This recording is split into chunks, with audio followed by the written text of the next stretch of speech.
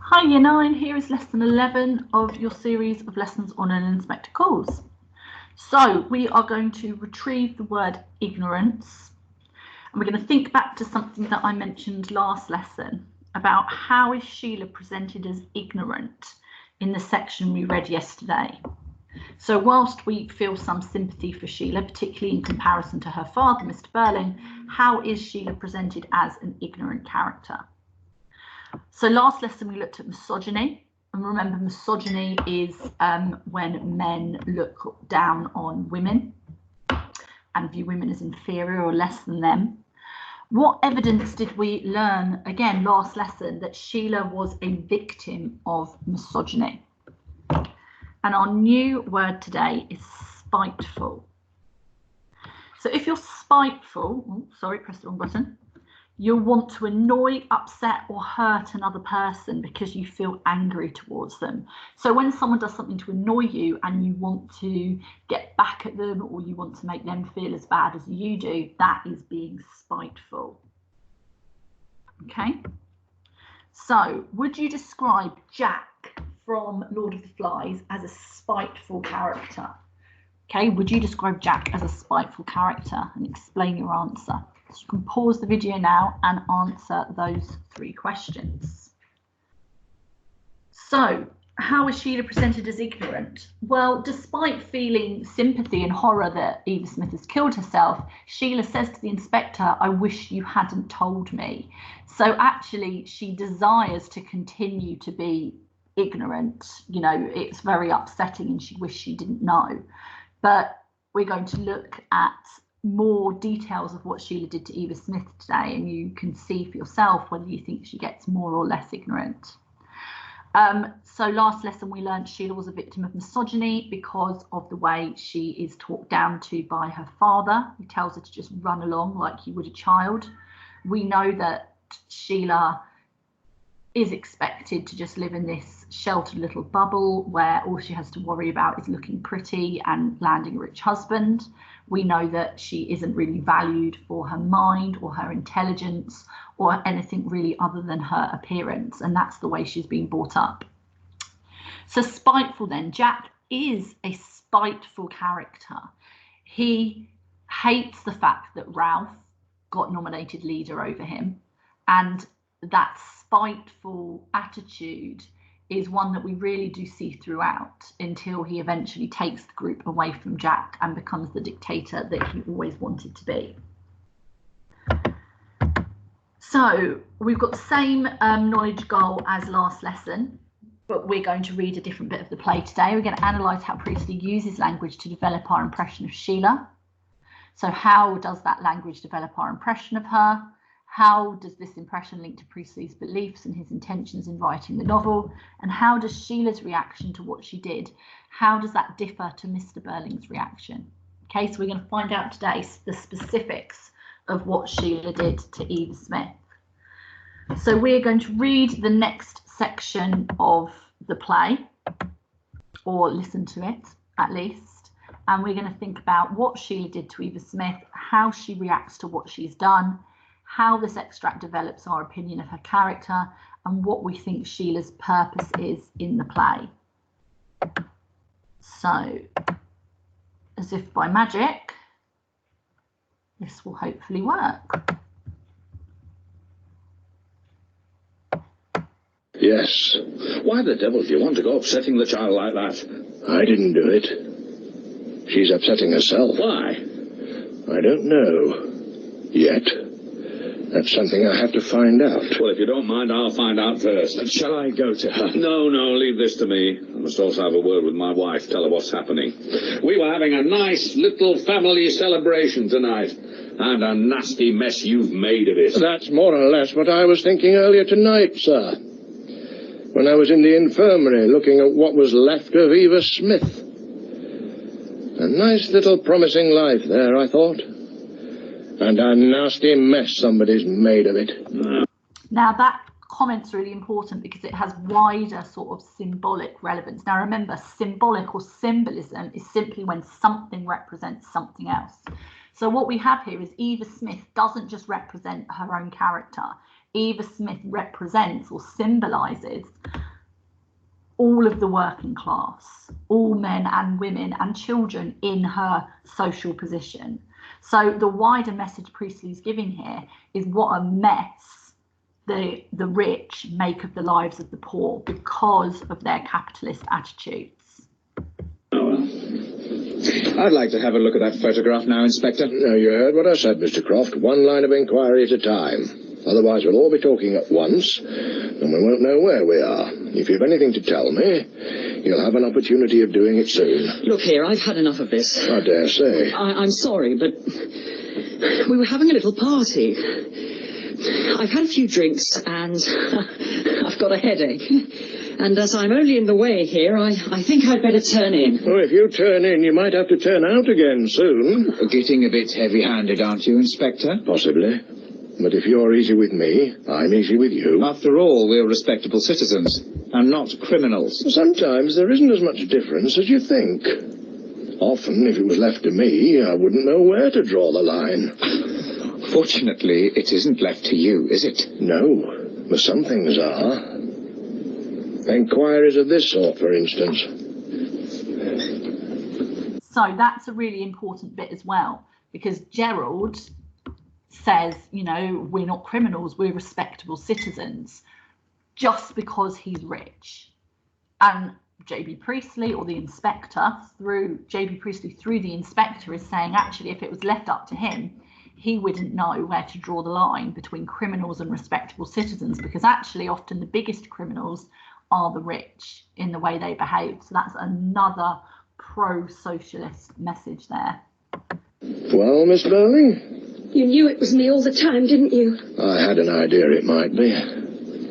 From something the girl herself wrote. I told my father. He didn't seem to think it amounted to much. But I felt rotten about it at the time, and now I feel a lot worse. Did it make much difference to her? Well, it was the last real steady job she had. When she lost it, for no reason that she could discover, she decided she might as well try another kind of life. So I'm really responsible. Oh, a good deal happened to her after that. But you're partly to blame, just as your father is. But what did Sheila do? So that idea, so I'm really responsible. The theme of responsibility is one of the main themes of this play, along with social class. So this idea that Sheila is open-minded to this idea of her having responsibility is another point in her favour, really. Unlike Mr. Burling, who of course says he did his duty, he did what any employer would do. So we already see Sheila's reaction, that acceptance of her responsibility is different to her father's. I went to the manager of Millwoods, and I told him that if he didn't get rid of that girl, I'd persuade Mother to close our account with them. And what had this girl done to you? When I was looking at myself in the mirror, I saw her smiling at the assistant. I was furious with her. I'd been in a bad temper anyhow. And was it the girl's fault? Not really.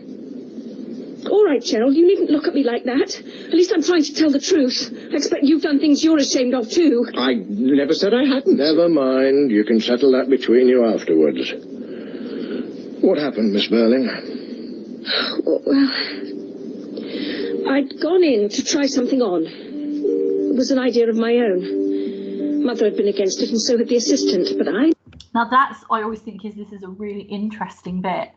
Sheila doesn't even have the own autonomy or control over her own life to wear what she wants. You know, imagine going into whatever clothing store you like shopping in and actually having your mother or whoever it is that is responsible for you standing there and telling you what you can and cannot buy. And not only that, because you're rich and you're important and the way you look is one of the most important things about your whole self, you also have the shop assistants weighing in on what you can and cannot wear. So this is just another example of the oppression that Sheila faces, and, you know, women of her status did. And it doesn't sound like a big deal. Oh, well, what, you get to stand there and people buy clothes for you and tell you to look pretty. And of course, it's nowhere near as horrendous as Eva Smith's position as a working class girl, but it's still another example of how Sheila doesn't have that control over her own life, that actually this, you know, bad situation happened because she just happened to choose a dress for herself. Insisted. As soon as I tried it on, I knew they'd been right. It just didn't suit me at all. I looked silly. Well, this girl had bought the dress up from the workroom, and when the assistant, Miss Francis, had asked her something about it, this girl, to show us what she meant, held the dress up as if she was wearing it. And it just suited her. She was the right type for it, just as I was the wrong type. She was a very pretty girl, too. And that didn't make it any better. Well, when I tried the thing on and looked at myself and knew that it was all wrong, I caught sight of this girl smiling at Miss Francis as if to say, doesn't she look awful? I was absolutely furious. I went to the manager and told him that this girl had been very impertinent. How could I know what would happen afterwards? If she'd been some miserable, plain little creature, I don't suppose I'd have done it. But she was very pretty and looked as if she could take care of herself. I couldn't feel sorry for her. So that's another example of Sheila's ignorance. She has no idea what it's like being a poor woman. So the idea that she thought just because she was attractive, because she was pretty, means that she could take care of herself, just shows how ignorant Sheila is. Because remember, Sheila has been brought up to think that your attractiveness and your appearance is all that matters. So because Eva Smith is a pretty girl and almost every single character describes her as attractive, it makes Sheila in her ignorance think that it doesn't really matter how she treats her, because pretty girls, you know, they get ahead in life. She's got no idea what it's like for a poor girl. So this is another example of her sort of ignorant, spiteful attitude in the way she dealt with Eva Smith here. In fact, you might be said to have been jealous of her. I suppose so, yes. So you used the power you had, as the daughter of a good customer, and also of a man well known in the town, to punish the girl. It didn't seem to be anything very terrible at the time. Don't you understand? Another example of her ignorance. It didn't seem to be something very terrible at the time, because what J.B. Priestley is doing through this whole play, through the character of Inspector Gould, he is educating his audience, and it is only through education that we become less ignorant. So he is trying to educate Sheila about what life is like for the working classes, so she becomes less ignorant and will hopefully then do the right moral thing and help them. And if I could help now, It's too late. She's dead. It's a bit thick when you come to think of it. Oh, shut up, Eric. It's the only time I've ever done anything like that, and I'll never, never do it again. So again, her reaction differs to Mr. Burling. I'll never, never do it again. Unlike Mr. Burling, who just dismisses the whole thing. I've noticed them giving me a sort of look sometimes at Millwoods. I noticed it even this afternoon. I suppose some of them remember. Why had this to happen? That's what I asked myself tonight, when I was looking at that dead girl. And then I said to myself, try to understand why it had to happen. And that's why I'm here, and why I'm not going till I know all that happened. Eva Smith lost her job with Burling and Company because the strike failed, and they were determined not to have another one. At last she found another job in a big shop, and had to leave there because you were annoyed with yourself, and passed the annoyance on to her. Now she had to try something else. Well, first, she changed her name to Daisy Renton. Daisy Renton? That's right, sir. Do you mind if I get myself a drink, please? No. Where is your father, Miss Burling? He went to tell my mother what was happening. Eric, take the inspector to the drawing room.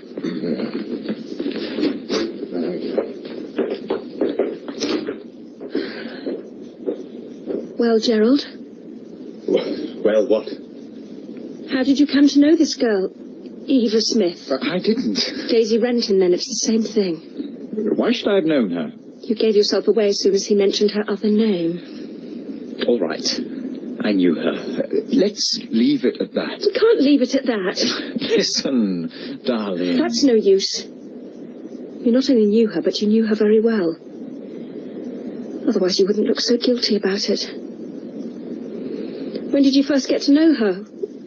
Was it after she left Millwoods, when she changed her name, as you said, and began to lead a different sort of life? Were you seeing her last spring and summer during that time when you hardly came near me? Said you were so busy.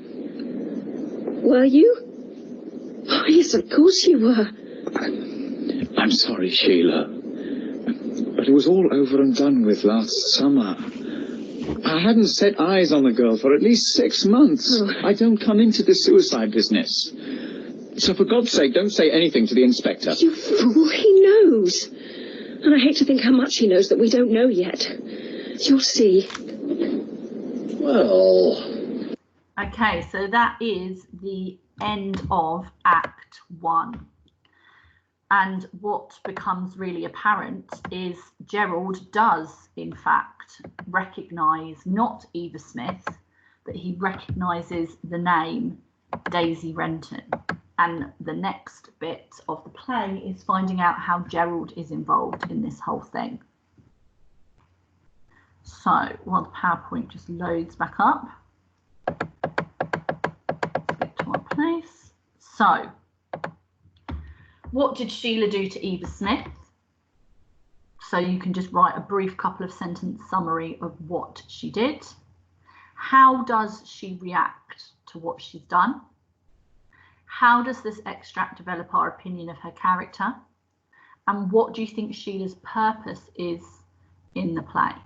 So you can pause the video now and answer those questions.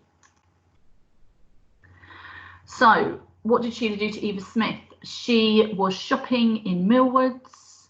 She tried a dress on of her own choice that her mum and the assistants had been against, and Sheila realised that she looked ridiculous in it. She thought she saw Eva Smith smiling as if she was laughing at how bad Sheila looked. And Sheila then went to the manager of Millwoods and said, if you don't fire this girl for being so rude, me and my mother will never shop here again. So Sheila gets her fired out of jealousy and spite. Sheila was feeling bad about herself because, remember, Sheila's been brought up to think that being pretty and looking good is all that matters.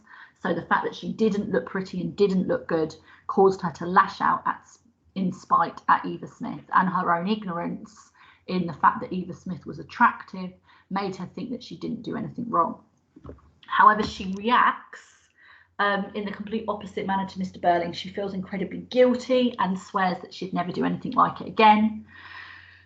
Now, Sheila is probably the most interesting character to write about, and the very best exam question that could come up probably for this play. And the good news is it hasn't come up yet, because she starts off incredibly silly, prideful, spiteful, ignorant, vapid, shallow, lots of very, very negative character traits. But what we see from her, just like we see from her brother, is a glimmer of hope that she could be different. So you do begin to have a sort of admiration for her, most certainly in comparison to her father. So I wouldn't say we're on Team Sheila yet, the key being yet, but we do certainly view her in a different way than Mr. Burling, despite what she did. So Sheila's purpose then, well, all of these characters symbolise something more than themselves, as we've spoken about, like Mr. Burling symbolising or representing capitalism, Gerald representing the aristocracy, Eva Smith representing the working class. Sheila symbolises a couple of things. Firstly, she symbolises the position of a rich woman. But Sheila is also really the model for the audience. We will see from this point onwards Sheila's character undergo a dramatic change. And remember, Priestley is intending for his audience, by the time the play ends, they have undergone a dramatic change in their own views as well. So Sheila's purpose really is to be that model for the audience. We are supposed to change just like Sheila. So here is a question I would like you to respond to. What Sheila did to Eva Smith is presented as being worse than what Mr. Burling did. To what extent do you agree with this statement? Now, there is no right or wrong answer here. It is simply a matter of your personal opinion. Do you think what Sheila did is worse, or is what Mr. Burling did to her worse?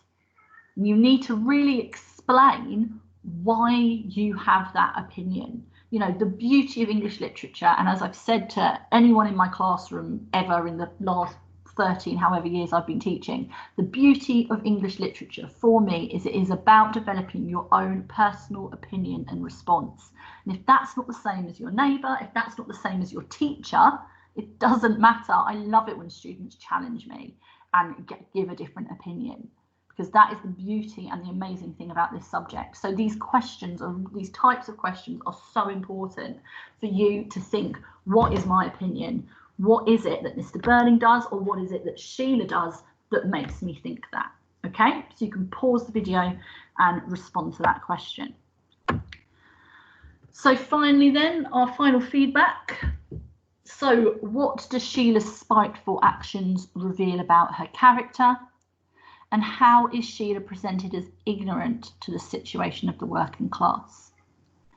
So you can answer these questions, and then that is the end of today's lesson. See you next time.